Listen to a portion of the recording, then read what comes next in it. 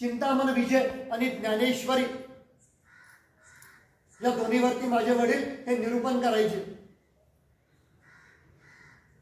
सतत पारनेरला 2 वर्ष वडिलांनी चिंतामण विजय सांगितला आणि 1 वर्ष महाराजांनी त्यांना श्रावण महिन्यामध्ये 3 दिवसाकरता ठेवून घेतलं आणि त्यांना सांगितलं की तू आता ज्ञानेश्वरी सांग. पण वडिलांची सांगे कीर्ती तो एक मूर्ख असं रामदास स्वामी म्हणतात. मग आता मला माझं कर्तृत्व काय करायचंय तर मी तेच सांगतोय की हे कर्तृत्व ज्यामुळे मी करणार आहे ना ती वडिलांची ती दादांची. त्यांचं काय नियोजन मला माहित नाही, दादांचं काय नियोजन आहे मला माहित नाही, सद्गुरूंनी माझ्यासाठी काय लिहून ठेवलेलं आहे हे मला माहित नाही.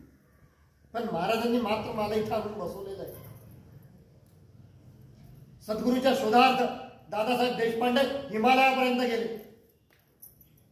ज्याप्रमाणे ज्ञानेश्वरीमध्ये काही वर्णन त्यांनी दिलेले आहेत की ज्यांच्या आरपार दिसती अक्षर, तशाच प्रकारचं यांचं वर्णन त्यांना रामचंद्र महाराजांमध्ये दिसलं. आणि मग त्यांनी स्वतःहून सांगितलं की आज तुम्ही मला तुमचा शिष्य करून घ्या, मी तुम्हाला माझा गुरु म्हणून संबोधतोय. तुम्ही